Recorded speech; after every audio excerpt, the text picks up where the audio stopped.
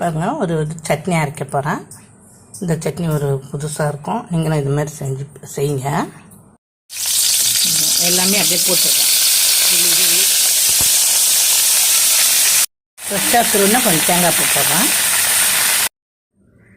பாருங்கள், நல்லா வதங்கிட்டு நான் இப்போ இது கூட கொஞ்சோண்டு மல்லாட்டை பயிர் சேர்த்து அரைக்க போகிறேன். இது எப்படி டேஸ்ட்டு இருக்குன்னு பார்க்கலாம். வாங்க, நீங்களும் உப்பு போட்டுக்கிறோம். அங்கே கொஞ்சோண்டு மல்லாட்டை பயிர் போடுறேன்.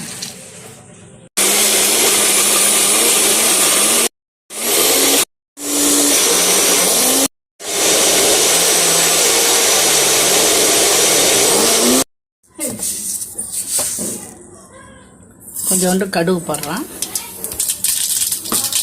ஒரு மிளகாய் போடுறேன். கருவேப்பிலை கொஞ்சம் அரைச்ச துவையில் போட்டுறேன்.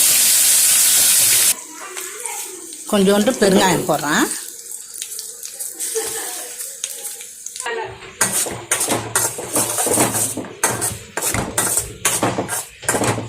அவ்வளோதான். இப்போ இதை சட்னியாகவும் தொட்டுக்கலாம், துவையலாகவும் தொட்டுக்கலாம்.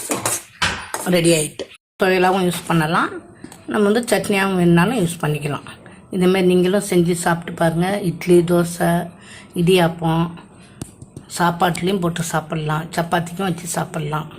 இதுமாதிரி நீங்களும் செஞ்சு சாப்பிட்டு பாருங்கள். சப்ஸ்கிரைப் பண்ணுங்கள், லைக் பண்ணுங்கள், ஷேர் பண்ணுங்கள். வீடியோ பார்த்ததுக்கு நன்றி.